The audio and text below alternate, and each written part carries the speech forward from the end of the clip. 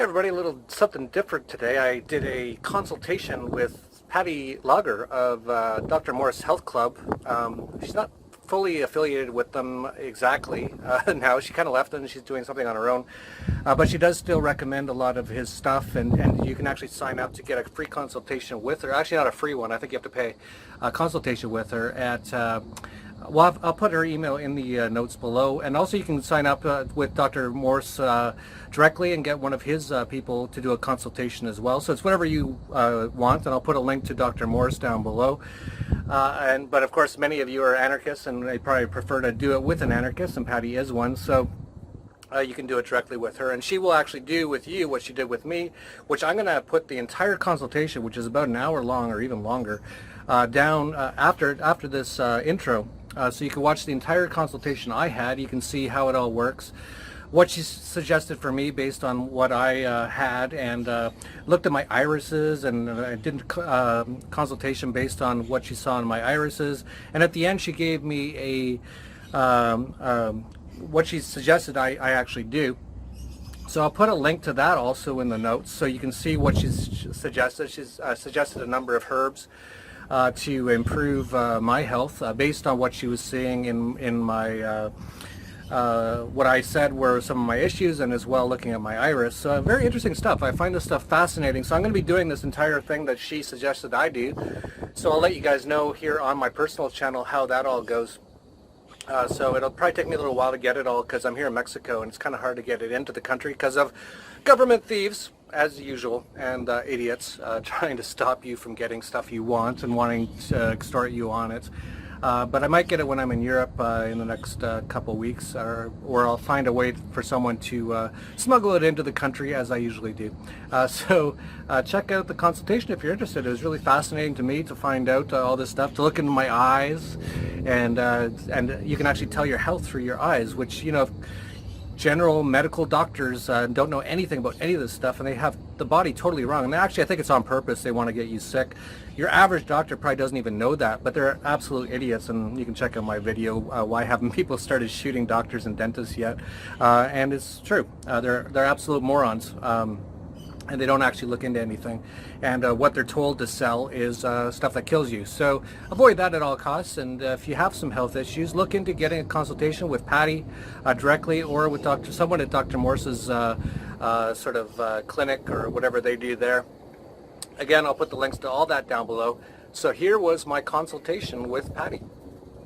And I ask you to give me an overview. I know you have in your health questionnaire a list of some of your major complaints, but I like to hear it from the client's own words, in their own words. So if you can just kind of give me an overview of exactly what your main health concerns are, why you're scheduling an appointment, some of your goals health-wise. Let's just start there. Sure. You want some of my complaints? Well, I don't like the government. But, yeah, we can include that. That's always that's the first time I've ever heard a client say that. So I concur. I'll put states, government. But no, the reason I'm doing this is basically just kind of half curiosity and half wanting to improve if I do have some issues. As you probably know, I kind of changed my life in the last year and went from drinking, smoking, eating crap, not exercising, and feeling like really bad, being depressed, to not doing any of those things anymore. I don't drink, I don't smoke, I exercise all the time, I eat quite good, almost pretty much vegan, and a lot of it raw, a fair amount of fruit. So I've been doing that for, well, pretty much, I guess I stopped drinking a few months ago. So I've been doing this pretty steady now for a few months. And so, yeah, I just want to see what you think, see if there's anything that isn't working that well that maybe I can improve using herbs and stuff like that. just sort of see what you think of my general situation right now. And yeah, if there's anything that I can improve by changing certain things, whether it be diet or exercise or whatever, that I want to do it. So just general sort of checkup, really. Okay, great. Well, I mean, the diet, in my opinion, is foundational, and you've been eating a lot of fruit, which is great, and sticking with less dense foods, so staying away from the animal products, and even in the plant kingdom, the heavier foods, like the starches, even the fattier foods, the oils, those can be problematic as well. So when we look at a diet that is health promoting, we want one that is going to be energizing and allow for that freedom of movement of all of the internal bodily fluids, of the nervous system, of that electrical signaling, so that our brain is communicating with every organ in our body and our sensory system is communicating back to the brain. So fruits are really at the top of the pyramid with regards to helping to increase vitality. So the more fruit you can incorporate into your life, that's always going to help you out. And I would tell anybody that if, and I know you're not, but if you're dealing with, monetary issues, you can't afford the herbs, start with the diet, because you can make so much headway with the diet alone. Vegetables are probably number 2 with regards to what type of food we eat. You want to make it, again, the lighter vegetables, the green leafy vegetables are great. They have a lot of protein, even though people think that we only get our protein from animal products. The greens have a nice array of amino acids, and they also have the correct ratio of all of the essential fatty acids. If you look at what essential fatty acids that humans need in their diet, the 3s, the 6s, the 9s, the omega-3s, the omega-6s, the omega-9s, they're in the perfect ratio in the green leafy vegetables. Whereas, when you get them from other sources like fish products and things like that, they're not exactly in that ideal ratio. So fruits are number 1, then the green leafy vegetables, and then other types of vegetable material. That's going to be the diet you want to stick with.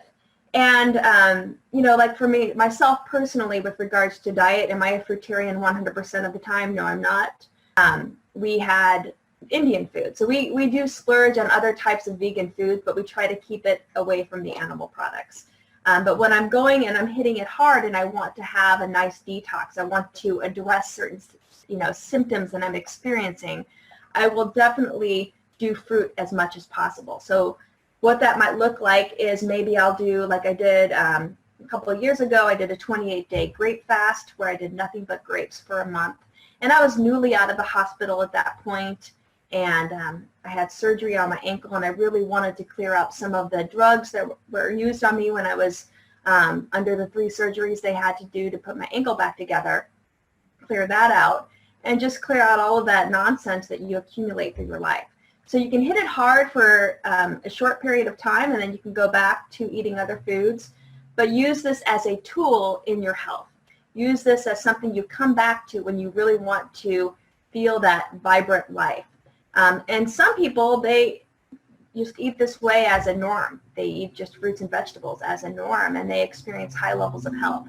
So it's really in your control, and this is definitely a diet of freedom, which both of us are on board with. So I'm going to start with your health questionnaire and go over a few things that I noted there, and then we'll look at the iris analysis and see what the iris is telling us about your state of health right now. So got your blood pressure taken, and 110/60, so that's a pretty good blood pressure. When we look at blood pressure, the top number, which is the systolic number, Dr. Morse describes that as the number that represents the health of our adrenal glands. And then the bottom number, which is the diastolic number, Dr. Morse correlates to the kidneys. Now, if we look at the allopathic way of describing blood pressure, systolic is basically the pressure in the blood vessel when the heart is contracting, when the ventricles are pumping blood out into our blood vessels. That's the pressure felt in those blood vessels. Whereas the bottom number is what pressure the blood vessels feel when the heart is relaxed, when it's not actively pumping blood out. But like I said, we like those numbers because it does tell us how the adrenal glands and the kidneys are working. And those 2 organs are really important in our body when we talk about detoxification. We'll start with the kidneys, which Dr. Morse describes as the vital organs of eliminating the waste products that accumulate in our internal bodily fluids. The kidneys filter our lymph and it filters our blood. And any waste that accumulates in any of those bodily fluids needs to come out through the kidneys and into the urine. Obviously, we can eliminate waste through our feces, but that's basically waste products that we do not absorb internally. So if it comes in through the mouth and we don't take it in, it just comes out through the anus on the other end. Okay. But anything we do absorb into our bodily fluids, it gets into our blood or into our lymph, it needs to come out through the kidneys and into the urine. And that's really where disease is found. It's found inside of our tissues. And so when we look at a tissue, whether it be a tissue in the brain or the liver or the kidneys themselves, any organ in the body which is made up of tissues, these tissues, which are made up of cells, are surrounded by those two fluids, the lymph and the blood. The blood, Dr. Morse describes as the kitchen. It's delivering nutrition to our cells. So we want to make sure there's nothing interfering with that nutrition getting to our cells. So the glucose, the amino acids, the vitamins, the minerals, the hormones, which have to interact with our cells to tell them, what to do. All of that needs a nice pathway to get to those cells. And then the lymph really is taking away waste products away from the cells. And Dr. Morse describes the lymphatic system kind of as the sewage system. And if you know anything about a sewage system in a city, if that sewage is not adequately drained, things get really stinky. Things get really backed up, and you don't like to be in that area because it doesn't smell good and it's kind of dirty. And we want the same thing in our body. We want all of that sewage, that lymphatic congestion, to be eliminated. And if we don't get this out through the kidneys and into the urine, it stays in the body. And when it gets backed up, it starts trapping things underneath it. So if we don't have a clean lymphatic system, it will trap the metabolic waste products that are continually are being produced, because all of our cells are metabolically active. All of our cells are taking in fuel and releasing waste products just like a car would do. And if we don't let that waste get out, it accumulates, and a lot of these waste products are acidic in nature, and acids burn, and so they start burning our cells if they're trapped in any specific location. So let's say we have somebody has a pancreatic issue, and the pancreas is accumulating a lot of waste products. Those acids build up and they start to create inflammation. And in the medical field, they will call inflammation of a specific organ, they'll give it a name like pancreatitis. And people start feeling, pain in that area, and your body will start giving you signals that, hey, something's wrong here, and you start noticing something is going on, whether it be pain or redness or swelling, maybe tightness. Usually in our joints, we feel like we can't move around as much. You reach up for something and it just feels more stiff. These are red flags. This is not a normal thing for the body to experience. And if we keep going about our normal way of life and we don't make changes to address those changes we are feeling, then it gets worse. So if the inflammation is not addressed early on and we're not listening to the body, those acids are still accumulating. And the cells are trying to protect us from these acids. So one thing they start to do is the cells start to change. One change that cells do is they start to divide. And when they divide, they accumulate more cells. And this is what allopathic doctors will typically call cancerous changes. Okay? So, in the allopathic medical field, they'll act as if cancer comes out of nowhere. And they use fear to control us, to come to their system. Oh, you could have cancer. Make sure you're getting screened. They fear women into getting mammograms every year. And they do the same thing for men. Make sure you have your proctology exam. Make sure you test for all of these things. But if you're living in a way that you're not producing these acids and you're letting, we always produce the acids, but you're letting the acids escape the body, you really aren't going to be going into a state where you'll be creating these distressful signals. And if you learn about and you listen to your body, you can make changes so that you live a right lifestyle so that you're not continuing that bad habit turning into something worse. Does that all kind of make sense? Oh yeah, absolutely. Okay. So we primarily deal with diet. Like I said, the fruits and the vegetables are really going to be the most healing foods. If I was dealing with a client that had advanced cancer or some kind of advanced chronic disease, like the allopathic calls it a disease, we just look at the symptoms really. I would really stress the most strong detox, which would be the grape level. The grapes, watermelons, these are really aggressive fruits. The water-rich fruits, the ones that are most hydrating, that when they come into the body, because these fruits have naturally filtered water within them, they pull the water out of the root system from the earth into the fruit itself. And when we ingest that water gets into, that naturally distilled water gets into our cells and brings with it all of the nutrition.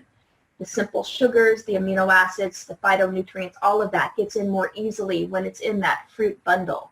So I would tell someone to go on 100% fruit, use a very astringent fruit, any of the fruits in the citrus family, the oranges, the lemons, the grapes are wonderful, and also the melons. These are great to really hydrate and heal a body, and really eliminating everything else during this time where we're trying to reverse a set of symptoms that are causing concern in the body. And we see changes happen when people go on that diet. Now, in addition to the fruit, Dr. Morris and myself, we both recommend herbs. The herbs are very tissue specific. The herbal medicine has been around much, much longer than allopathic medicine. And they work with our organs to help the organs strengthen, to regenerate, and to detoxify. And Dr. Morris has put together herbal formulas that are named after the organ systems that they help. When I'm making up an herbal protocol or recommending an herbal protocol for a client, I'm always going to be using kidney herbs and lymphatic herbs, because the lymphatic herbs are taking the waste products away from the tissues, and then the kidney herbs are helping us eliminate those waste products into the urine so we get it out of the body. So those are always going to be included. I always recommend a stomach and bowel formula. We have 5 different stomach and bowel formulas, 1 through 5, really 6, because we have a 0 formula now that's relatively new. And as you get closer to the number 5, it does help the body have more bowel movement. So if you're very constipated, you have a bowel movement once a week, that would be a stomach and bowel number 5. But if you're having relatively good bowel movements every day, a couple of times a day, you can do a 1 or a 2, a lower number. The number 0 is really for people that have chronic diarrhea, and so that's more of a, that slows things down a little bit. So I usually put people on 1 or 2 if they have relatively good bowel movements. And then we also support the endocrine system. The endocrine system is a group of glands, which include the thyroid gland, the pituitary gland, the adrenal glands, and, sorry about that, they're picking up my trash. And these glands are, I don't like to use the word, but they're kind of governing the body. They're regulating bodily functions. And we support these glands and their health, because if they're working great, our body's working great. Dr. Morris put together the Fab4, which includes kidney, lymphatic, stomach, and bowel, and endocrine. And those 4 herbs I would start with for a person, again, that's on kind of a budget and they just want to have a good set of herbs to go forward with. After I look at the health questionnaire and we look at the iris, then we can go into even more specific organs in the body that might be more helpful for a condition that you want to reverse or you want to address. So that's a kind of an overview of what we'd be doing. So when I look at your health questionnaire, it looks like right now you're having about 1 bowel movement a day. And would you say that your bowel movements are kind of easy, there's no straining? No, definitely no straining. It's kind of, it changes every now and then, but for quite a while now, it's been quite sludgy. Like, okay. It's not like hard feces coming out or anything. It's kind of like this sludge. Okay. And it's been like that for quite a while now, so I don't know if that's what's going on with that.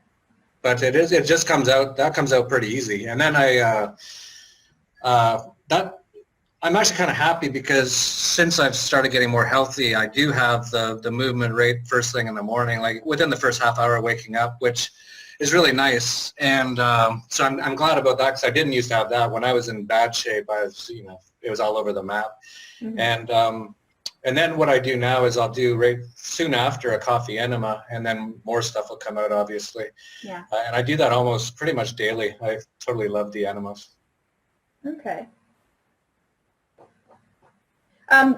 One thing about coffee enemas, and I know that they are definitely included in protocols like the Gerson therapy and other health practitioners. Dr. Morris finds the coffee to be somewhat stimulating. So when the coffee is introduced into the colon, into the distal portion of the colon, like the rectum and the sigmoid colon, which is typically where enemas reach, it's picked up by the hepatic portal system, and that blood, those veins in that blood system go directly to the liver. And that's the whole premise of how the coffee enema is working. It's helping to detoxify the liver a little bit. Dr. Morris finds it a little bit too stimulating. So the caffeine, whether we take it through the mouth or through the butt, he finds it a little bit too stimulating for the adrenal glands. So maybe, look at trying enemas with a tea, with herbs. For instance, we have our heal-all tea, and I think it's great to do enemas with the heal-all tea because you're getting really good tannins and other substances from the herbs themselves getting into the blood. And it's not just detoxifying the liver, but it's helping all of the tissues in the GI tract and in the digestive system. Yeah, that might be something you want to try. Yeah, absolutely. I don't need it to be coffee, I don't think. I've been doing, that's the only enema I've ever done. So, and I love it. Like, it makes me feel so good. Like, after that, I can't even have a good day without it now almost. Yeah. Like, it's just like I need to do that, and I feel so good afterwards. And, but I don't know if it's necessarily the coffee that's really doing it or just the enema in general. So definitely I'll look at trying out what you just suggested. Yeah, I used to do coffee enemas. This was like 2010 when I first started doing a raw vegan diet and really focusing on my health. I did coffee enemas for a while, and I was also drinking coffee as well. So I was doing both. But then when I really started cleaning up my system, I became so sensitive to anything that wasn't health promoting, because that really happens to your body. The cleaner you are, when you introduce something that's not so healthy, you feel the effects more. Yeah. It's not one of those things that you just get used to. And that's really the problem with society today, is that they eat this crap every single day. Their body just gets used to it. So I noticed that when I cleaned up my body and I actually stopped doing all caffeine, several months after that, I did a coffee enema again, and it really enervated me. It made me like I was drinking way too much coffee, and I was just going up through, the colon.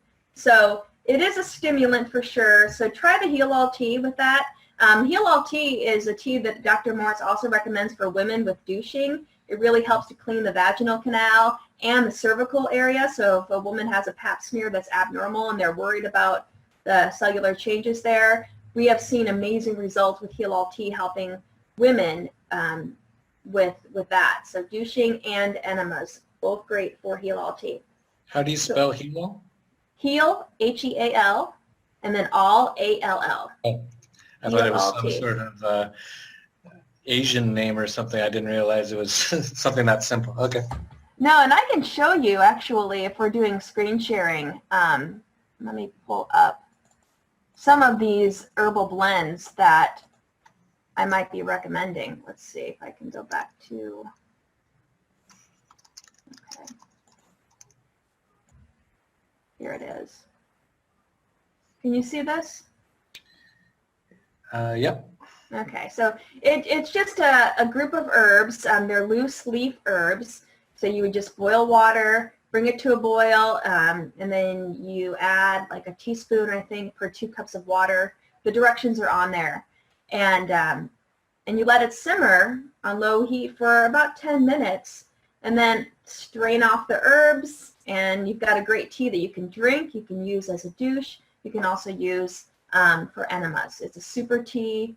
I even give it to my pets, so I'll pour a little bit of it in their dog food.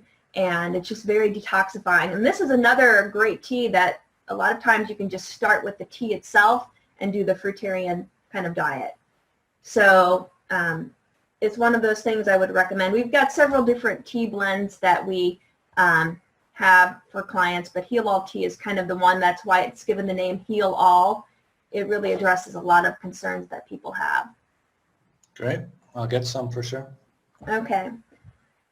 So with regards to your bowel movements and them being kind of sludgy, and I'm going to address this when we talk about your iris, but you do have a little bit of a stomach ring or a malabsorption ring on your iris. It's kind of a brown layer. You can see it right outside the pupil, which is the hole in the center of the iris where light comes through. And that tells me you've got a lot of stuff caked on, just that entire lining from the mouth to the anus. Usually it's more so found in the small and large intestines. And we want to really kind of scrape that off and clean it so that you can absorb more easily. So one other product I might recommend for you is our GI Broom. And the GI Broom comes in capsules. It also comes in a powder form that you can add to juice or water and just drink. It tastes absolutely disgusting. So when I do the GI Broom, I prefer the capsules, but when I've done it as a powder form, it's really gross and you have to drink it really fast. But you want to take it 2 hours away from any other herbs or anything that you want to absorb into your body, because it pulls everything into the feces. And it's really meant to really pull against the lining of your intestinal tract, to pull that stuff that's caked on, all of those waste products that are caked on inside the intestines. And, you know, it's great for people that do like to keep their bowels relatively healthy. So I know you've done colonics in the past and you do enemas, but keep in mind the colonics and enemas are really addressing just the large intestine. The GI Broom is cleaning the entire GI tract. So you've got, you know, the esophagus, the stomach, the small intestine, the large intestine, all of those tissues lining, the lining of that can get obstructed, can get, you know, full of things that would interfere with their function and interfere with absorption. And the small intestine, really, of all of our GI organs, that's where absorption is taking place. That's where we're getting the nutrition into our blood and into our lymphatic system. So the GI Broom would be a great thing to add to that. And you might notice that your bowels, the bowel movements are firming up a little bit. They're not as sludgy. And you'll start seeing some changes in your iris as well. And I'll show you what kind of changes you might see as we move forward. Okay. So looking at your health questionnaire, you didn't really have a lot of things checked off as being problematic. You did mention that you've had some depression and that you bruise easily. When you say you bruise easily, how easy do you bruise? Well, it's kind of interesting because I just remember in the past, you know, in the last 10 years, I just noticed like I'd have bruises on me and I'd be like, where did that even come from? I don't even remember getting hit or anything. But that seems to all be gone now. I haven't noticed that at all in the last year. So if I did have some sort of issue before, I think that's kind of gone now as well. Great. That's great. It's interesting that there is a connection between bruising easily and depression. And it's all about calcium. Calcium is the most abundant mineral in our body. We always think of calcium as being part of our bones and our skeletal system, but really calcium is maintaining tissue integrity throughout. So it lining our blood vessels, lining all of the walls of every organ. Calcium is what gives that tissue its integrity, its structure. It's not just the bones. And so if there's leaching of calcium, like in the blood vessels, for instance, when you just barely hit your arm, you can get a bruise. This happens as we age, as people age. I mean, in a healthy person, it shouldn't happen as we age. But as someone that's been eating a poor diet and they're pulling calcium out of their tissues, those tissues become weaker. And you may see that as sagging skin, as bruising easily, as prolapsed organs, or the development of hernias. These things happen as we steal calcium from our body. And the reason why we would steal calcium is because calcium is one way we buffer acids that are accumulating, that cannot be released into our urine, and they're building up. So calcium is an alkaline mineral, And a lot of our metabolic waste products are acidic, so we will pull calcium to buffer that, to protect us. But when we're pulling calcium away from an organ, that organ is going to be structurally weaker. And then with regards to depression, calcium is needed to help maintain signaling in our neurons. So when we release a neurotransmitter from one neuron to the next, to release that we need calcium. And if calcium's low, our mind becomes sluggish. So there could be some depression, there could be some anxiety. A lot of women sometimes develop postpartum depression because a lot of that calcium that they needed for helping their baby grow was taken from their own bodily organs. And so they might notice that they get depressed after the baby's born, or they might have issues like with, bruising or things like that. But if they, are eating a healthy diet throughout their pregnancy and then after the pregnancy, especially if they're breastfeeding, we don't see that as much. So would you say that since you've changed your diet that the depression has improved, or that you're not feeling as depressed? Oh yeah, no, it's gone. That's great. That Yeah, is wonderful. absolutely gone. It really happened after I started fasting. Mm-hmm. That was, I forget when I first fasted, but it was probably like 6 months ago or something. And my depression was getting better, but I still had it. And the very first juice fast I did, it was just gone. And I was like, I'm just going to fast forever. I feel amazing. Like I'm just completely different. It was within like 2 days. It just, everything changed.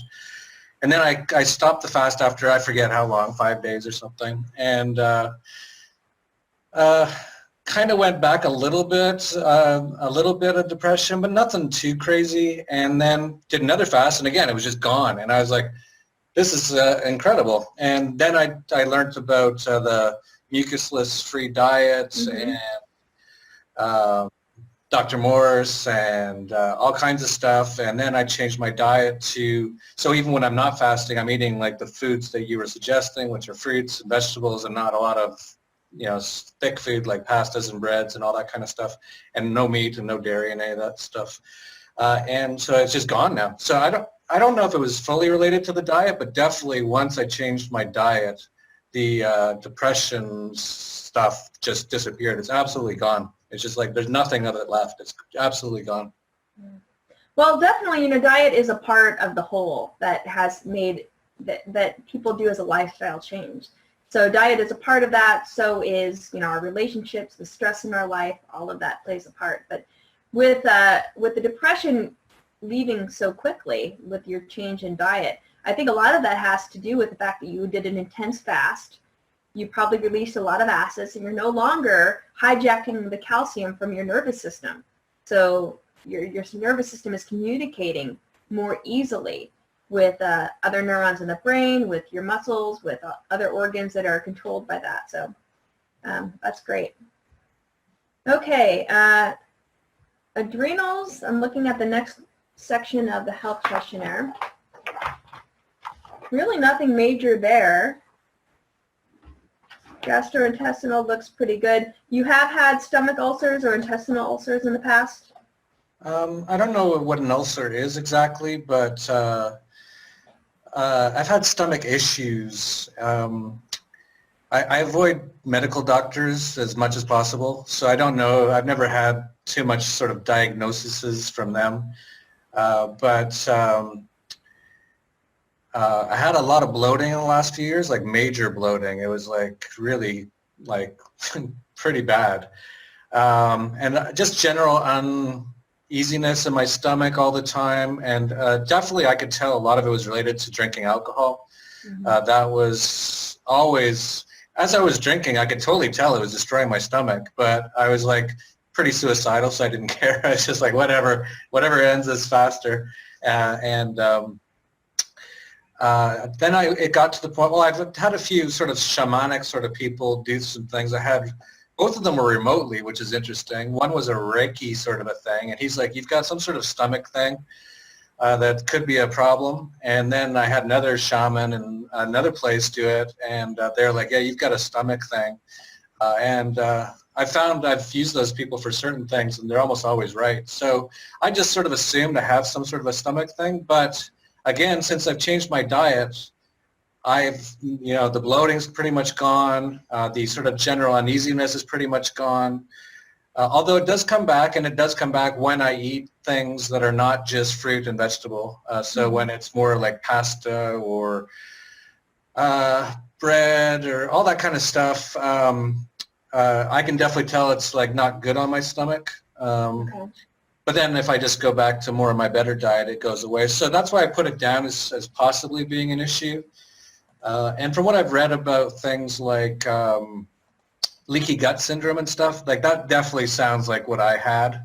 I don't know if I still have it. I've been working on, I met a guy named Josh Mason who does something called Detox Dudes, and he recommends a number of things for the gut, and I did a bunch of them.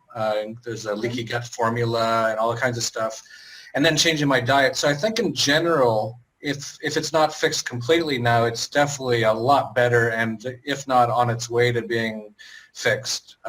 It wasn't how it was in the past, but I thought I'd put that down because, as you pointed out, I didn't have a lot of things to put on that questionnaire. As bad as I've treated my body my whole life, I've been lucky that I really, like, I don't know what kind of genetics I've got, but like I really never seem to have any problems ever. But the stomach was always, like, I even get like, I ended up in the hospital here once in Mexico. I couldn't get rid of a stomach bug.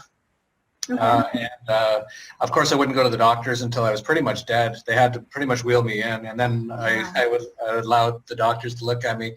And I attribute a lot of that to why I'm quite healthy, actually, because I don't ever go to doctors. I don't take anything that they ever recommend, and so that's, I think, why I'm quite healthy. But I did have that stomach problem, and that was sort of like a recurring thing. It happened a few times. So there's something about my stomach that had problems. I don't know if I still do, but I thought I'd put that on the questionnaire as a potential issue. No, I think that's a great thing to focus on, because the stomach, and when you say stomach, do you mean the entire abdomen, which would include your intestines? Are you talking about that organ right underneath your, right underneath your left rib? I don't know, really. Just general bloatingness and uneasiness in that area.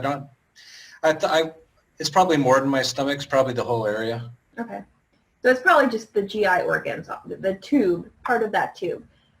And the bloating, that comes about for a variety of reasons. One of the major reasons is that gases are building up, usually due to poor food combining. And if you're eating like a typical Western diet, hamburgers and, you're mixing starches with meats, all of that, your body just can't handle those food combinations. Think about nature. And when we go out in nature and we're eating from the earth, like you're sitting under an apple tree or an orange tree, you're not mixing multiple things together and eating them all at once. You're just eating one fruit. And that's, you eat as much as you want. And the beautiful thing about fruit is that people tend not to overeat on it. Your body knows exactly when to stop, and you stop. But when you start eating these foods devoid of nutrition, like chips and pasta and animal products, you're not getting any nutrition from it, and you keep eating more and more and more. And the animal products, especially the meat, it's very stimulating. A lot of people will tell me that they feel worse after they give up meat. And it's really because, when you kill an animal, like right before the cow dies and it's getting shocked, usually they have these shotguns that, knock the cow out before they slit its throat open. This rush of adrenaline goes into their body, and all of that adrenaline gets trapped in their muscle tissue, and that's what you're eating. So you're really just getting kind of an adrenaline high when you eat meat. And when you start getting off of that, your body's adjusting to that lack of adrenaline. It's kind of like getting off a coffee, and you don't feel as good for a short period of time. But then when you start getting in more fruit, you feel what it's like to be truly energized by clean food, by the fruit itself. I want to share another thing with you, and this is our food combining chart. So with fruits, it is good to try to combine them appropriately. So if you have a tendency to get bloated, you want to make sure that if you're eating two different foods or more than one food at a time, that you combine them appropriately. So can you see this document that I've shared with you? Yep. Okay, so we break fruit down into 3 different categories: acid fruit, subacid fruit, and sweet. And then the melons are all by themselves. Melons, as a general rule, you should never combine with any food. The melons, they break down so quickly in our body that if they're coupled with anything else, even another type of fruit, that will interfere with their absorption. And if anything is not absorbed right after it's broken down, it starts to ferment. And that the process of fermentation produces gases as a byproduct. And that is one thing that can cause bloating in the body. Even with the fruits, the other non-melon fruits, you want to combine those appropriately. So acid fruits combine okay with subacid fruits. So like, for instance, you can have a strawberry with some cherries, or pineapple with apple. And then the subacid fruits tend to combine okay with the sweet fruits. The sweet fruits have a higher sugar content, so bananas, figs, dates, they combine okay with the subacid. But if you combine sweet with acid, like bananas with oranges, for instance, that can slow down the process of absorption, create some fermentation. So just be sensitive to that if you do have a history of bloating, that you're eating fruits that combine well. And ideally, mono meals are the best. So just eating one fruit at a time and making your meal a whole bowl of grapes or a whole bowl of watermelon, that's going to be the best for you. And then we say that fruits really don't mix well with vegetables. So you know, sometimes I think the acid fruits can be okay, like in a salad, like if you're squeezing a little bit of lemon or orange onto a salad to, you know, spruce it up a little bit. A lot of people don't have too many issues with that, but it's good to eat fruit away from the vegetables. Mixing them can be problematic for a lot of people. I know when I first started getting into raw foods, green smoothies were a big thing. So people were throwing in a bunch of kale and spinach and mixing it with fruit, and then they'd have these big bloated bellies afterwards. And that's because the fruit breaks down so quickly and you're backing it up with all of these greens. I mean, even though they're healthy foods, you're just not combining them very well. So eat vegetables away from the fruits, and then you can see, you know, foods not really meant for human consumption. Avocados are a point of, you know, debate. I love avocados, so, but some people, like if you read Arnold Ehret's books, and people that are really into Arnold Ehret, he's not a big fan of avocados. Nuts are okay, I think, in small amounts. Keep in mind that nuts have a very hard shell around them, and it takes a lot of effort to get that shell off to get to the nut. So in society today, where we can just go to the grocery store and get a big bag of nuts or seeds, we're not going through the effort to get to that, and we're eating a lot of it. And that's way too much dense food for our system, and that can really cause some problem for the kidneys. The kidneys tend to really suffer when we throw too many dense like proteins at them. But you know, if you stay in this category up here, you're going to really experience some great health there. Okay, and then as far as like if you did have ulcers, I mean, who knows? You know, I like to save the doctors for emergencies. I think that's where they shine. So if I, you know, like I fell rock climbing a couple of years ago, and my ankle was like dangling off of my leg, and it was basically. Those are fine to go to the doctor for. Yeah, yeah. So they're really good at putting bones back together, putting, you know, the body so that it's looks somewhat normal. And I think that they're very excellent in that regard. But for maintaining chronic issues, they really have lost, you know, the path of what brings about true health. And even the naturopathic doctors are kind of falling in line with that. You know, like in the United States, we have now licensed naturopathic medical schools. And they're licensed, so that tells you that there's a regulating governing body that determines whether or not they can, you know, dispense drugs, which they can. And that really is not true naturopathy. Naturopathic principles are basically what Dr. Morse and I do. We focus on what we can get from the earth, so diet, lifestyle. And then herbs are simply just plants. I mean, it's all food, really. These are just things that you can go out and pick that people commonly call weeds. So that's all we're dealing with. But an ulcer is part of the progression of disease. the way that allopaths call disease. So you start with acids accumulating, then you go to inflammation, and then you start seeing tissue change. And if those acids are eating away at the tissue, that's an ulcer. And again, if you're not making proper lifestyle changes, that ulcer can progress to the cell dividing, so cancerous conditions, or the cell just not working, where an organ shuts down. So that can be another end result of that progression of how ill health goes about in the body. Okay, so it's great that a lot of those symptoms have lessened, but if you are having any stomach issues, try not to improperly combine your foods, and just eat one thing at a time if you can. Okay, so I'm moving on to the skin section.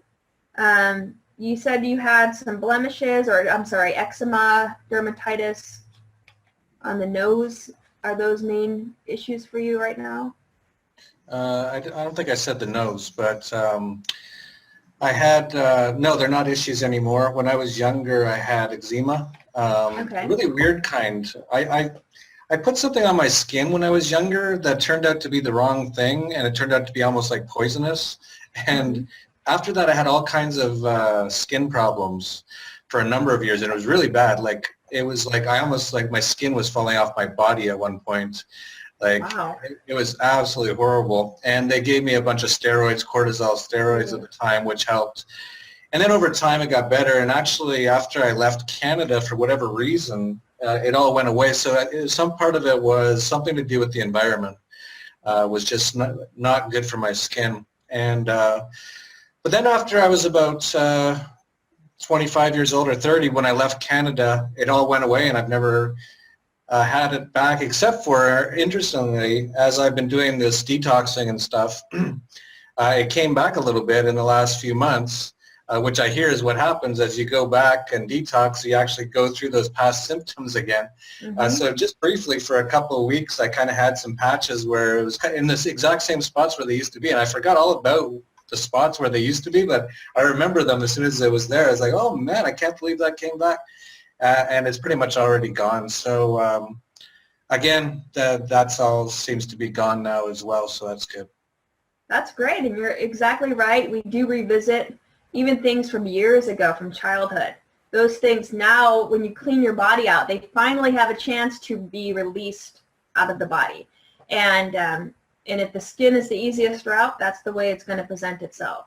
A lot of times it comes out through the kidneys or through the bowels, but the skin is another route of elimination.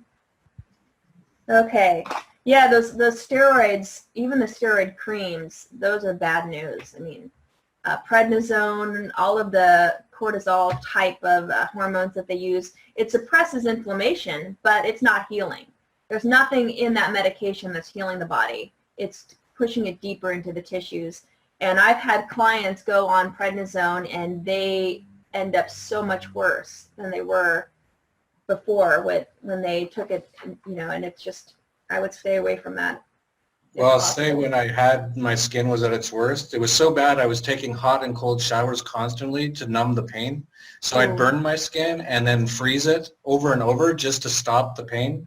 And the skin was like basically falling off my body. Wow. So I was very happy to take those steroids because it actually calmed it down for enough time that it could get under control. So there really was no option at that moment in time. I don't know what the heck I did. I forget what it was. It was some sort of, man, I could probably remember if I thought about it, but it was some sort of cream that I thought was going to help me with something, and it turned out I bought the wrong thing, and it was like, I don't know what the heck it was, but it was really bad. But it's all pretty much gone now, so that's good. Okay, that's good. I mean, yeah, the drugs doctors give, again, they're great at suppressing symptoms. And sometimes, when you're in a dire state, that's really appreciated. But we're looking at what happens after you go through that initial crisis. How do we maintain health after that? So I don't, when I talk to clients, I don't like scaring them from going to the doctor. We use the doctor, we use allopathic medicine for what they're good for, but we don't rely on them for small things. And so that's kind of the message I'd like to share with people. Okay, couple of things you put for the lymphatic system. There we go. How's your memory doing? Is that improved at all with the change in diet? Yeah. I would describe myself, my entire life I've described myself this way, as having a bad memory. But I don't know if it's because I just do too many things. Like, I literally have lived a life that I think is like 100 times more than what most people have done. Like, I don't know, to me it just seems normal, but like, for example, in the next 2 weeks, I'll probably be in Iraq, Syria, Afghanistan, Iran, and I'll be doing different things in all of them. And, you know, Wow. like, that's just like, I don't know. But anyway, I do so many things that I just sort of assumed, well, obviously I'm going to forget somebody I met like 6 months ago in some country. I've been in 40 countries since then. I was probably drinking at the time. That didn't help. But even drinking aside, I just sort of like always sort of said my memory isn't that great. Like, I'd have friends from childhood and they'd go, remember that time you did that? And I'd be like, no, like, I really don't. But I don't know if it's I have a bad memory or I've literally done hundreds of thousands of things and there's just no possible way you can remember them all. But as I was drinking a lot in the last few years, definitely my memory was getting worse and worse, and just general brain fog was generally what it was. And now, no, that's all gone. I feel totally sharp again. So again, like, pretty much, it's kind of funny I'm talking to you now, right? Because I should have been talking to you 2 years ago to, like, you know, fix all these things. But that's kind of what I do in general. I fix most of the things on my own before I even go see somebody. My mom always used to say that about me with school. She'd be like, why do you have to know everything before you go to the school? It's like, oh, isn't that, yeah, wow, that'd be stupid of me to show up. I don't even know what I'm supposed to learn. It's like, I'm kind of weird that way.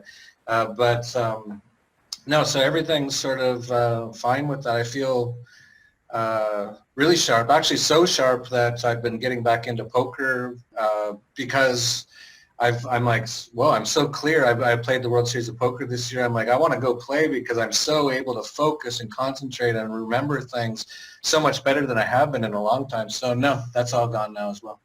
Great, great. We do have herbs that help with memory, and, you know, a lot of times when someone's dealing with any kind of head issue, whether it be memory or hair loss or graying of the hair too early, I recommend upper circulation herbs and brain and nervous system herbs, which really help to deliver more blood to that area, which can bring more oxygen, bring more nutrition, and then it detoxifies and cleans that area out as well. So if that becomes an issue, I know clients have told me with upper circ and brain and nerve herbs, their memory has improved with that. But it also could be the fact that they're just cleaning up their diet and they're not interfering with their brain's ability to retrieve, you know, memories that have been stored. Okay, let's see. Are you still snoring? I'd have to ask my wife that. I don't know. Okay. You know what's kind of funny is, like, hearing about you bringing up the things I wrote on the questionnaire. Like, I wouldn't have written a few of them now, like, because everything's improved so much even in the last few months. Yeah. Oh, sorry, the power just went out here, so I don't know. I didn't lose you, so that's good. Got some power generators here, back up. So yeah, I've kind of like, so many things have improved just in the last few months, so that's been great. But you just asked me something? Sorry, I lost my train of thought when the power went out here. Did you ask me? That's okay. It was just about snoring. I mean, this is one of the things that you can check off as a symptom. And even if I tell clients, even if this is something you experienced, you know, years ago, it's good to check it off because we can discuss it. And yeah, you'll see things disappear when you change your diet. Yeah, the snoring was definitely an issue. My wife would mention all the time when I was drinking and smoking a lot. But I think she mentioned it about a month or two ago, but she hasn't mentioned it lately.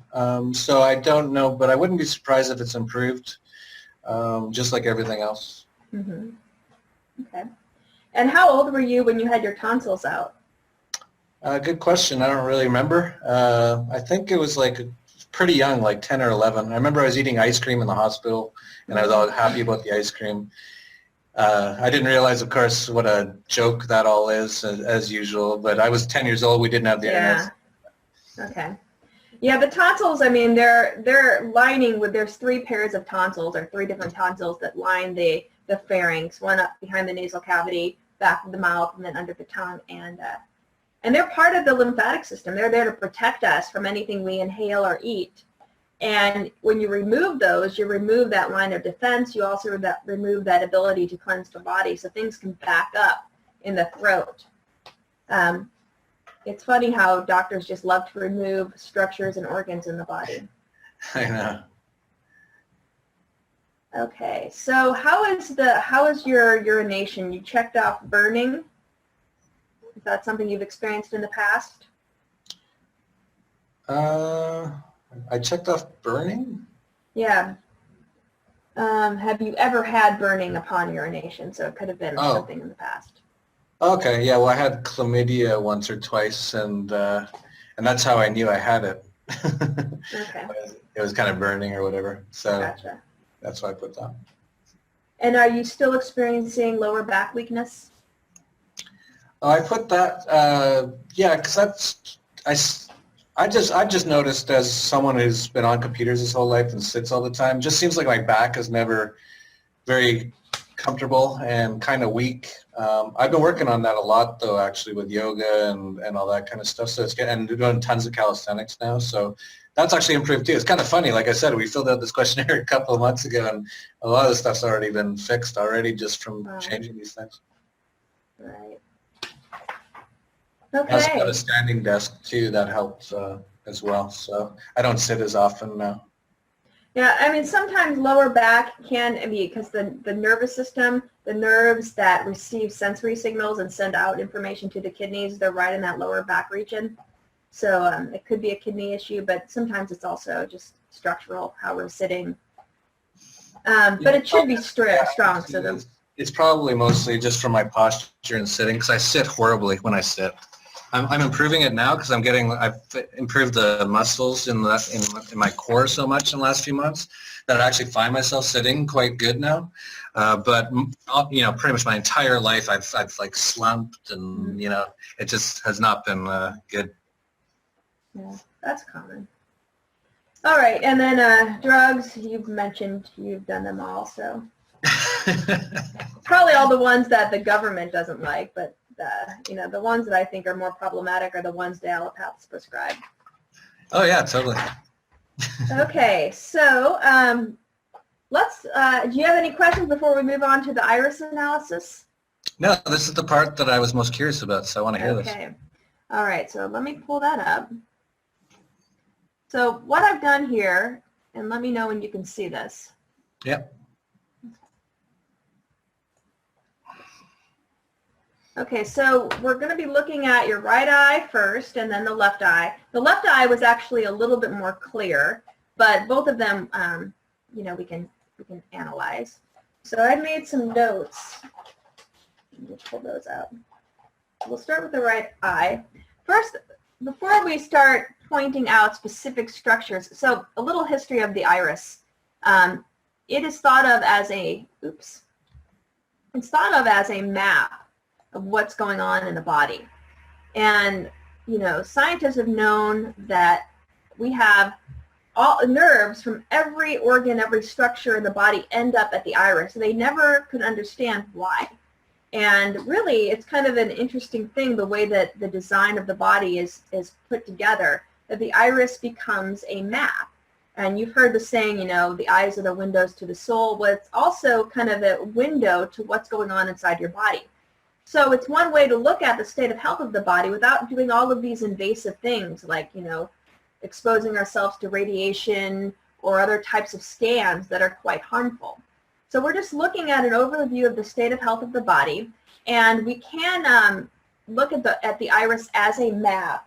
I don't know if I have my iris map available. I should have gotten that out, but I put a map over your iris so we can look at that. But before we look at the mapping of the iris, where every organ in the body has a specific location, we look at the overall state of health of your body by looking at the density and the color of the iris. In iridology, we say that there's really only 2 true colors that our eyes have, blue and brown. And anything that's out of those two colors is usually something is going on that's not so good. So green eyes are not really normal. They represent a stage of lymphatic congestion. And usually it's a mixture of kind of yellowish orangish mucus that has built up in our tissues that are causing our blue eyes to turn into somewhat of a green eye. I can show you these irises, and I don't know if this will come up. Can you see this? Yep. Okay. Maybe I'll stop sharing this for a second. I'll come back to yours. This is actually a blue eye. And I don't know if you can see. There's a lot of lymphatic congestion here. There's a really thick skin ring. So the outer rim of the iris, that represents our skin. See all of this dark black? Mm-hmm. So this person does not sweat at all. Even if they're really hot, their body just doesn't know how to release anything because their skin is so packed up. And then this is a blue eye. This person was born with blue eyes. And then you can see all of this brown, orange. This is all a mixture of lymphatic congestion and sulfur. Sulfur, the most common way we get sulfur in the body is through antibiotics, but we can also get sulfur from like supplements like MSM. A lot of joint supplements have sulfur, but usually it's the antibiotics. And when you've taken a round of antibiotics at a young age, it just deposits in the body. And it gets in the gut, and then it starts leaching out all over. So these are actually... Quick question, is MSM bad? Dr. Morse doesn't like it. He sees it as more of something that suppresses symptoms. It can make you feel good. Okay. So they recommend MSM for like joint pain. And it's funny, Dr. Morse was talking about this one. He was on a radio show, and this guy who really loves sulfur wanted to debate him. And Dr. Morse is just like, in his 45 years of doing this, he's like, it suppresses. It's not getting to the root of the problem and healing. People will feel better on sulfur. And it is a natural component of our diet. I mean, we have 20 different amino acids that make up proteins, and these proteins form a lot of structures and hormones and enzymes in the body, and a lot of these amino acids have sulfur in their chemical makeup. But when you concentrate anything, like you're concentrating sulfur, it's not really health promoting. It's in its concentrated amount. It's really suppressing symptoms. It's pushing things deeper. It's not getting rid of what's causing the symptom. So, so yeah, this is a lot of sulfur, and these are eyes from someone that's been detoxing for a while. When I first started working with them, their eyes were very, very dark, this brownish color, and now they've cleared up a little bit. But, you know, the eyes do change color, so hopefully these irises will become more blue. You can even see a little bit of the blue peeking in certain locations. But for the most part, there's still a lot that they need to eliminate from their body. So I want to mention that because you have more bluish eyes that don't have a lot of sulfur. So we're going to come back to yours again. I think when I was really young, I think I had really blue eyes, if I remember correctly. And now they look a lot greener. Yeah, and that's because of this limp here. Do you see, like right around here? Mm-hmm. That's lymphatic congestion, and it's right around the collarette, or what we call the outside of the GI tract, so right before it gets into our tissues. That's where it is accumulated. Here's your left eye. Your left eye was a little bit better, but you can see when I say better, I mean more clear. You can see a little bit more detail on the left eye. Okay. So when we just look at the iris, we'll just look at the left eye since it is a little more clear. The pupil, which is the center of the iris, this represents, well, the pupil is simply a hole that goes through the eye, and that's how light gets into the eye so it can reach the retina, and the retina in the back of the eye is where our photoreceptors are. That's how we pick up light signals and dark signals and everything else. But this right here, this ring right around the pupil, represents our GI tract, and all of our GI organs are right around here. And I don't know if you can see, if I make this a little bit larger, do you see how, as I zoom in, that it's a little kind of fuzzy right here? Mm-hmm. That's that malabsorption. We call that a stomach ring. And so if you were getting any sludge out in your bowel movements, that could be some of this starting to break free from your intestinal tract and starting to get released into the bowels. We can pull more of that out, though, with the GI broom. The GI broom is really good at cleaning all of this out. And it's really a good way to help take off the load from the kidneys, because the kidneys, again, are the organs that primarily detoxify our bodily fluids, the blood and the lymph. But we can also pull some of that through the bowel wall itself and get it into the feces. So that's a route of elimination, not just from undigested foods, but also pulling and cleaning those organs that line the GI tract.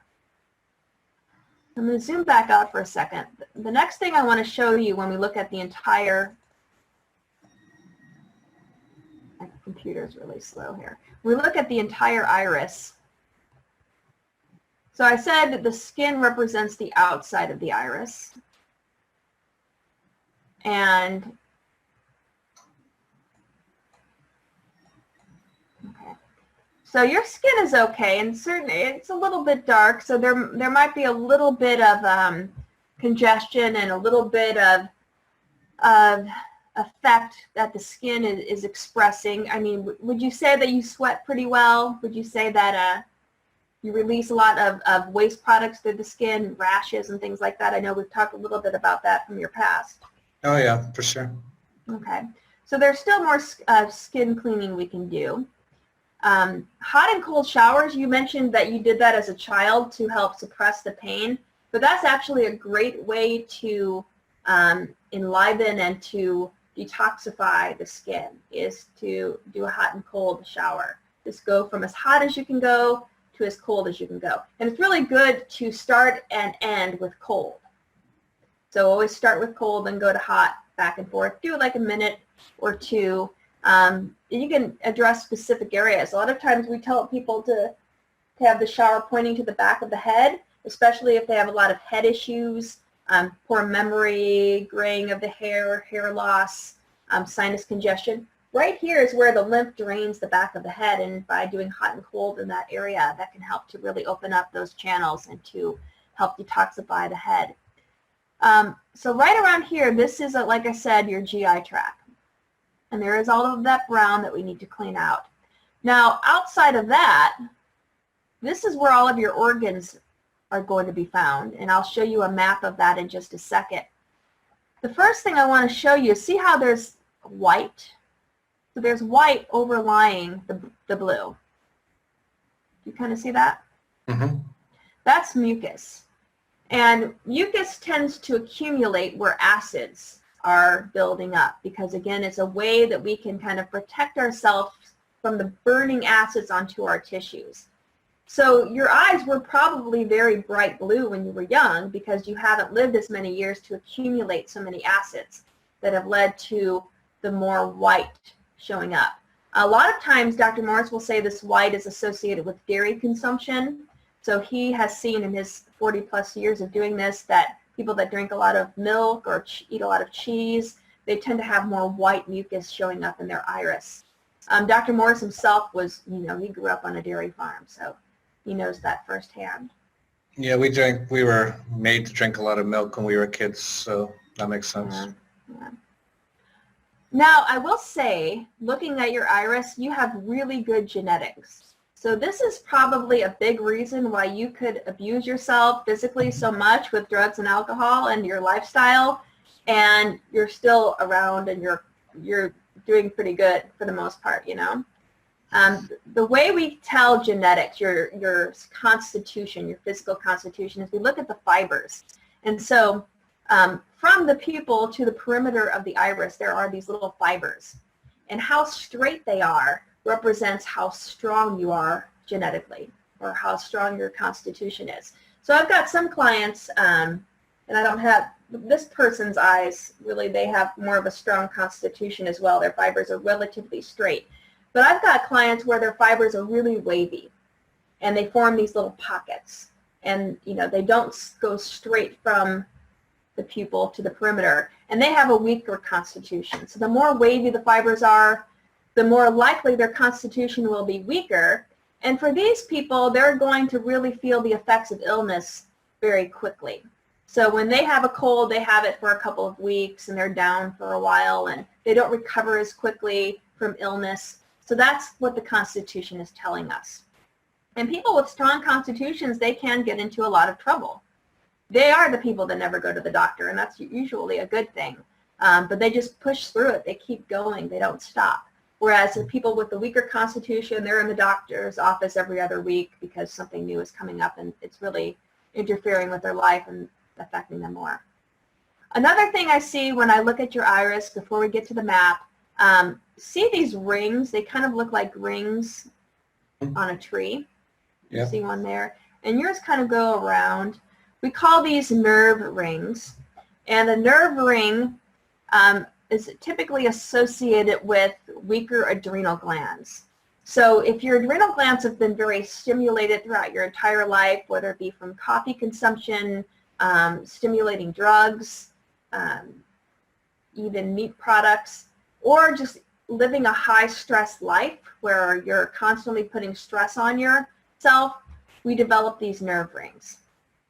And right here for your left eye, this is where the adrenal gland is. So I'm already seeing an adrenal gland weakness, and usually we see an adrenal gland weakness with these nerve rings.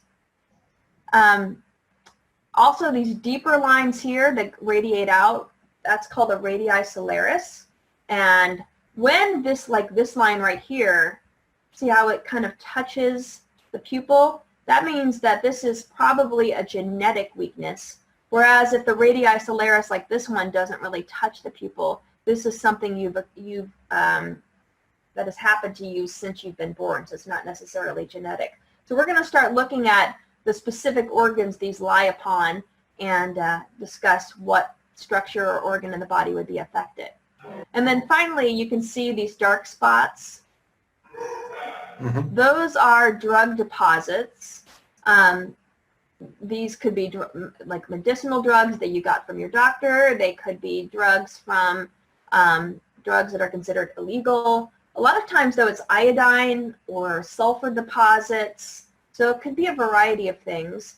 Where they deposit in the body, that's just kind of where they got trapped. And we do see these things, you know, it takes a while, but they can go away over time. And what's interesting is that eye color does change. When I first started working with Dr. Morris, he would give me a bunch of clients to go through and to learn from. And some of these clients who had been working with him for many years, they'd have stacks of eye photos this thick.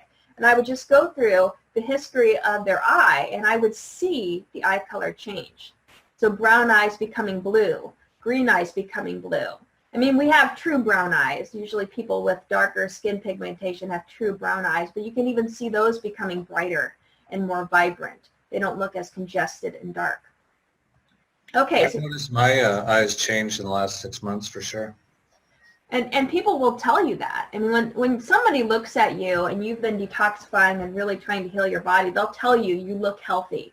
One of the markers they're looking at is the brightness of your eye. I mean, somebody that's sick, that's down, that's suppressed, their eyes just look really kind of opaque. They're not vibrant.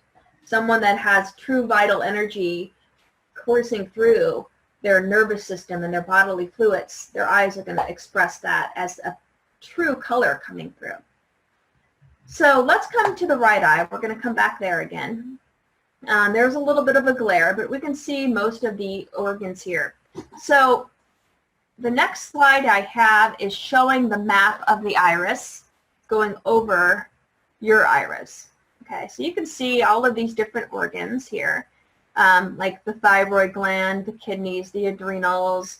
We've got the chest, the lungs.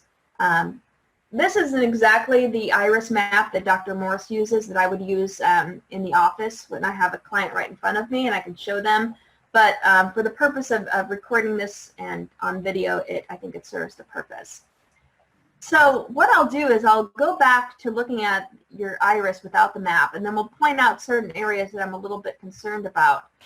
Like for instance, right here, this is a little dark. So when we go to the map here, you can see that dark area is going right through your adrenal glands. Okay. And we have the nerve rings, which the nerve rings showed up a little bit more on the left eye. I think it's because that was a better picture. But we know you have nerve rings on the left side. You probably have them on the right side. But you definitely have an adrenal weakness. So one thing I would recommend is either an adrenal herbal formula. Dr. Morse also has adrenal glandulars. Now, glandulars could be a point of concern for people that are ethical vegans because they do come from animal sources.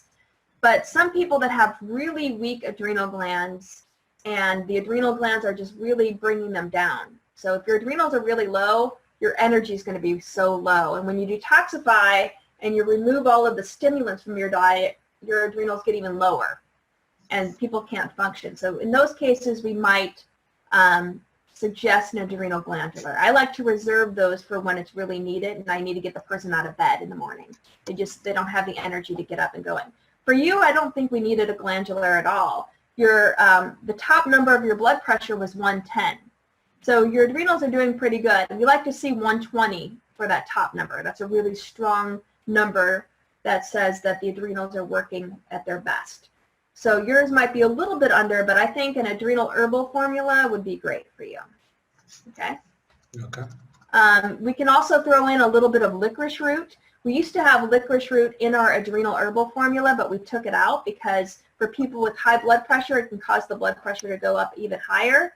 Your blood pressure is not elevated, so I think we can do a round of adrenal plus licorice to really help you increase your energy, and you'll really feel the effects of that. Licorice root is an amazing adrenal herb to add to our adrenal formula.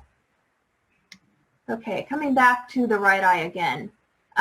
Again, this yellowish accumulation, it's right outside the bowels in the area of what we call the collarette. This also represents our autonomic nervous system, which is the nervous system that controls things that we're not consciously aware of, like heart rate, breathing rate, things like that. And so you've got a lot of orange there that we want to clean out. And a lot of that can get pulled through the bowel wall. So we can, with like products like the GI broom, really start astringently pulling that, but also supporting the kidneys and the lymphatic system that will get it out through the urine. Where it's kind of accumulated in this area over here, even though the light's kind of covering some of that, we can see a little bit of maybe the pancreas. This is the small intestine. We could have some congestion there. And another area, I'm a little, well, actually I'm going to go to your left eye because I saw a lot more on that one. So let's go to the left eye. Okay, so this one's definitely more clear. This big line right here, this one I was kind of concerned about. This is a deep radii solaris. It's touching the pupil, so this is definitely something you might have had since you were born. It's more genetic. And when we look at that, that's going right through the area of the heart. Have you noticed any heart issues at all? And this is not to scare you at all, okay? It just says that the heart might be an area that we want to detoxify, to protect. It could be a site where if we are experiencing anything like an illness, the heart tends to be the organ that tells us. Maybe you had heart palpitations, or you would notice the heart flutter. Have you noticed anything like that? No, nothing. Okay, good. Now in this area, we also have the bronchioles. We also have going into the chest. So it's not necessarily the heart, but it is going through that area. And then the other line right below that is also genetic is the thymus. So if we come back here again, this line right here seems to be going through the thymus. And again, it also could be the lungs somewhat. Okay, there's another line right here. This line right at the 12 o'clock mark, this is our animation lifeline. And I know you said at one point you were just kind of, you didn't care what you put into your body, you were just kind of living this suicidal kind of attitude. This line represents that history of that feeling. Okay, a lot of times when I have clients that have a really deep radii solaris at this 12 o'clock mark, that is their will to live, their will to kind of add gust to their life to make something of themselves? Or are they more reckless, or are they don't care anymore? So this has a deep line going through it, and there's also some mucus there that we want to eventually clean up as you eat a healthier diet. This area right here is kind of dark, so when we look at that on the map, this is the area of your shoulder. So is your left shoulder, has that ever been problematic for you? My left shoulder. Mm-hmm. Yeah, I think so. I tend to pull it quite a bit whenever I'm doing chest exercises like bench press. It seems to always be, they seem really tight, actually, my shoulders, and I quite easily can pull something in my shoulder, and actually, yeah, it is my left shoulder. Okay. Yeah, that's just, it's a weak area. So see how this is this whole area is a little bit darker? So darker areas tend to be more genetically weak, or not even, it's not even something from birth. It's just a weak area that has maybe accumulated more acids, but it could be a site where you tend to get more stiff. We also see it over here.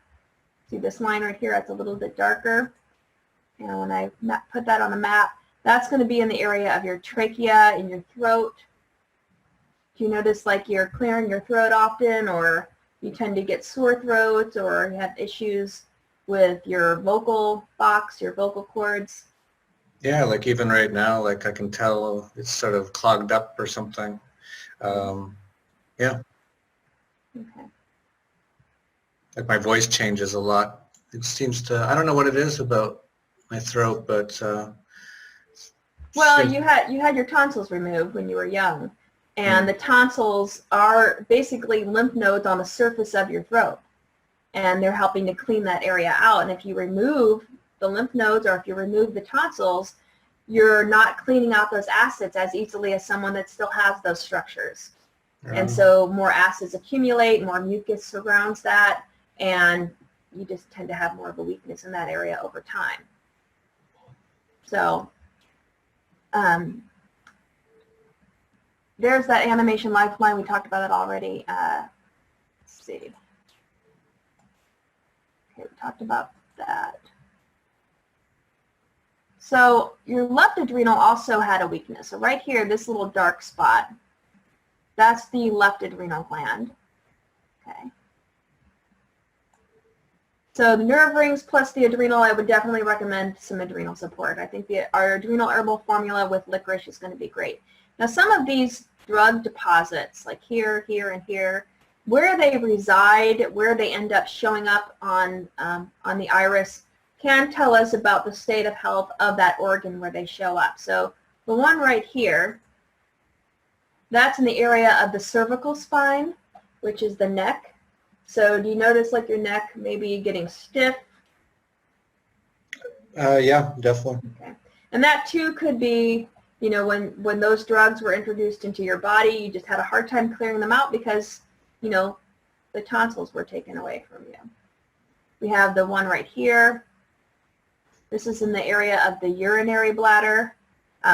We talked about the burning with urination in the past. So a lot of times when there is burning with urination, that's the body trying to get rid of a massive amount of acid. So it could be more of a systemic issue, but it could also be the acids that are in the lining of the bladder itself, and you're eliminating those. So the bladder could be an area of weakness for you. But you would say overall that, when you go to the bathroom, that you definitely can evacuate completely. You're not noticing any pressure down there. When I urinate? Mm-hmm. Yeah, no problems. All right. Okay, we have a little dark spot right here. And that's in the area of the groin. So the groin, more so on the left side, is showing an area for a drug deposit. And then right here, I want to look at that spot. This is getting into the left ear, kind of behind the left ear. There's a bump behind your ear called the mastoid process, which is just a natural structure on the skull. But there are mastoid air cells underneath that bump that for some people they can have fluid buildup. There might be pain back there. Do you notice anything? No. Okay.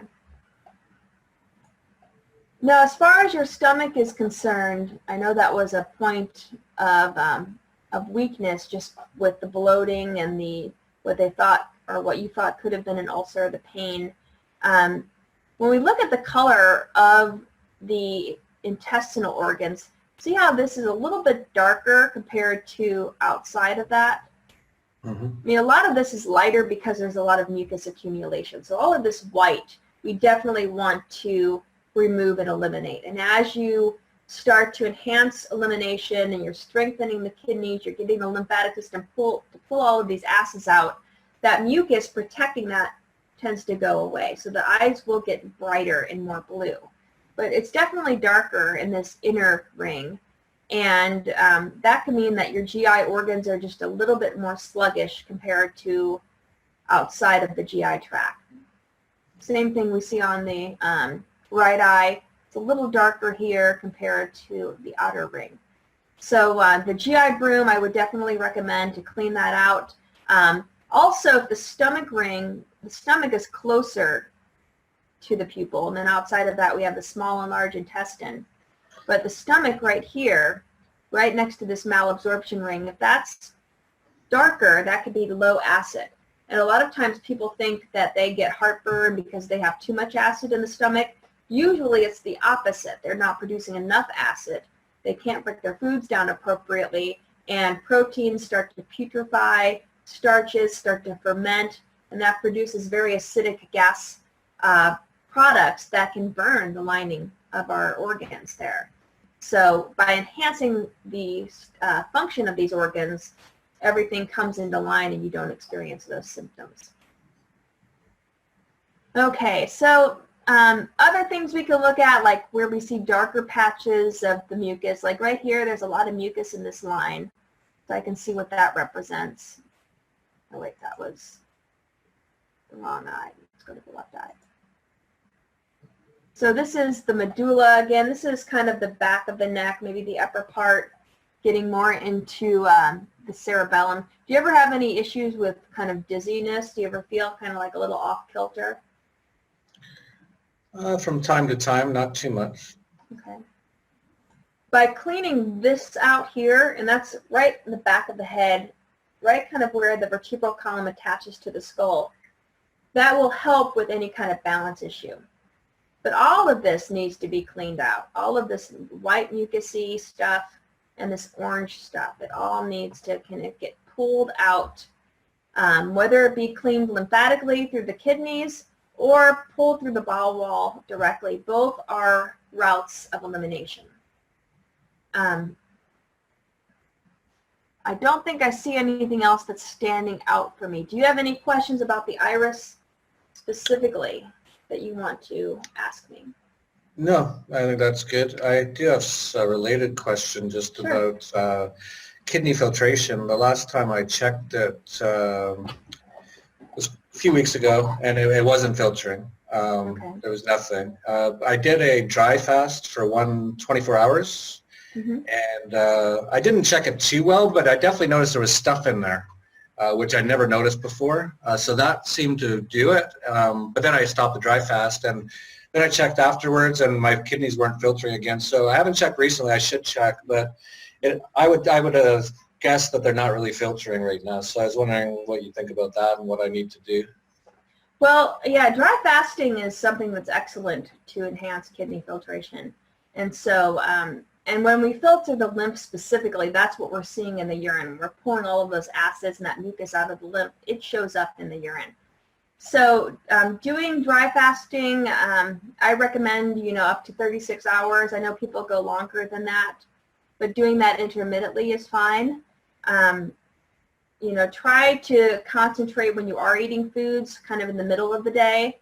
So, you can do like an 18-hour daily dry fast by just not eating after 6 p.m. and then waiting until the next day, like afternoon, like noon or so, to eat again or take in anything by mouth. But, as we take in these herbs, sometimes that's the thing that really kicks on kidney filtration. So supporting the adrenal glands specifically, because the adrenal glands, one of the many functions they have is that the adrenal glands sit right on top of the kidneys, and they release hormones that help the kidneys filter. So if we're supporting the adrenal glands, we'll be supporting kidney filtration.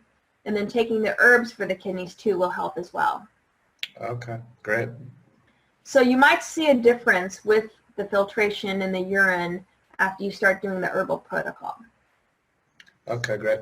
But the dry fasting is going to be excellent for that. And also a lot of the astringent fruits that'll really start pulling some of these acids out of your tissues. So challenging yourself to a grape fast or an orange fast, those will really help. I like the combination of grape and lemon is super.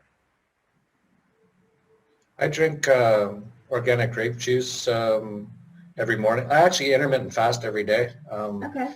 So I stop around 9 at night and I start around 2 in the afternoon. And the only thing I'll have during that period is in the morning I'll have some organic red grapefruit juice. Is that okay in your estimation? Yeah. Well, grapefruit juice is very astringent, and even if you do the grape juice, what you can do to really make it more potent is to, I have like a little handheld citrus press to take lemons or limes and add like the juice of 3 lemons or 3 limes, squeeze that directly into that juice, because lemon is highly astringent and lime is right up there with it. Okay. Yeah, we got lots of limes here in Mexico, so I'll put some of that in. Yeah, so do that. If you can do that every morning or do that for a couple of days in a row, do nothing but, grapes with lime or lemon, you'll see a lot of filtration. And mixing that with dry fasting is very powerful. Great. But I'm glad you brought that up, because kidney filtration is a nice marker for how well the kidneys are functioning. So, I've had clients where I've worked with them and it took up to 6 months for them to get kidney filtration, for them to see anything in their urine. They were just so backed up and their kidneys weren't really, the kidneys are always going to remove something, but when we see it in concentrated amounts like we do when the urine is showing that cloudiness, that's really when you know you're detoxifying. Yeah, if I had to guess, I'd say definitely I have adrenal things, because if you really looked at my life for the last at least 10 years, it was smoking, drinking, coffee, being in a different city every couple of days, travel, stress, work stress like crazy. So my adrenals are probably pretty shot. So if I can get on this herbal stuff and do the stuff like you just mentioned, then maybe I can get them kind of back and running better. Yeah, and the herbal protocol that I'll write up for you, you'll notice it. I'll email it to you. And I like to rotate the herbs out. So we have like 4 different kidney formulas. We have 5 different stomach and bowels. We have 4 different lymphatic formulas. And then we have endocrine formulas. We have the gland tonic. We have the adrenal herbs. And if we switch those up, it's a little bit more powerful, because we can reach kind of we can reach a level where the organs start to get adapted to the herbs. And if we switch it with another blend, it's kind of always reinvigorating that organ or that tissue we're trying to support. So we'll be on the adrenal glands with licorice. We might then try it without the licorice. We might switch to the gland tonic, which is a really powerful endocrine formula that has velvet deer antler in it, which is a great herb to help energize and strengthen the body. So we'll mix it up quite a bit, but I'll definitely keep the adrenal glands in mind for you as I'm writing up your protocol to make sure that those are going to stay powerful and more importantly, helping the kidneys work as maximum as they can at the maximum level that they can to help get these acids out of you. Yeah, interesting. Since I've changed everything in the last year, I've got tons and tons more energy than I've had in the past. That's for sure. But I still have times in the day where I just slow right down. I need a siesta. Just low energy in general. Just everything gets all foggy. I'll go and sleep, and then I'll feel better, and then I'll get back, and then within a few hours I'll kind of be back into the fogginess and all that. Do you think that's sort of generally adrenal related as well? That if I improve my adrenals, that might improve a bit? Well, it's all part of how we go through phases of detoxification too. I mean, I tell people that have been on coffee and other stimulants that they're going to get pretty tired. That's part of detoxification, because as we pull these acids away, especially the ones that are more stimulating in nature, we see this true state of health of certain organs.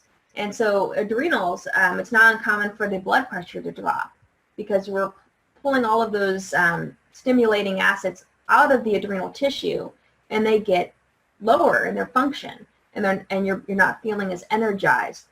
But as you go through deeper and deeper layers of removing accumulations in the body kind of in its infinite wisdom doesn't try to take everything out at once. It does it in phases. So you might feel good, and I've read books where they say it's a 7-day phase. So like every 7 days you might feel like a detox set of symptoms depending on what area of your body you're cleaning out. And that has to do with energy as well, because the energy is going to be the function of the adrenal glands. So that's just proof that you are detoxifying those. You're getting stuff out of them, and they might be going through a period where you need to rest. And a lot of times I'll tell my clients that resting is a good thing. Getting a good amount of sleep is also very important, because the kidneys and the adrenals, really the kidneys more so than any other organ, they do their best detoxification at night. Like at 1 to 3, don't quote me on this, but I think it's between 1 a.m. and 3 a.m., or it could be between 3 a.m. and 5 a.m. I have to go back and look. But somewhere in that field, that's when they're doing their most work. And if people aren't getting enough sleep at night, they're interfering with their ability to really clean their bodies out. Oh, that's interesting. So I've definitely been sleeping a lot more in the last year. I haven't looked at it as a bad thing, because I love sleep. Like even when I take a siesta, like that's my favorite thing to do. I totally love it. So I'm not saying I want to get rid of that. I'm just wondering how that ties into what's been going on. So what you're saying is it's possible that my body is actually detoxing, and so it just needs that extra rest. Mm-hmm. Yeah, definitely. And we kind of just go with the natural flow of the body and how it's presenting itself. So if your body's telling you that it needs to rest, then respect that and try to take it slower. When I talk to clients, I always ask them what they do for a living, and do they have a chance to kind of, take it easy for a period of time. Some people can't, but other people, if they can, don't be afraid to just take the day off and just stay at home and let your body relax. Because it's during that time where it needs to rest that it's probably eliminating something. And it's just using all of that energy for elimination, and you don't have that energy then to go out and do your daily activities. Interesting. Okay. All right. Any other questions? No, I think that's good. So I definitely want to get on these things. I've had trouble getting them into Mexico. I know. So I got to figure out for the next thing that I get shipped how to do it. But I've got people who smuggle stuff and all that kind of stuff, so it should be all right. But yeah, other than that, I just want to get on let me share one thing with you really quick. If you go to our website, Dr. Morse's Herbal Health Club, and you go to the shop section, like for instance, I'll pull up tinctures. You can go to any of our herbal formulas. And if you can't get the herbs right away from us, go to the herbal formula and look at the ingredients. I would typically tell someone to get like the first 3 or 4 ingredients at any herb shop that you have locally, and you can make your own mixture. Obviously having all of them is going to be really helpful.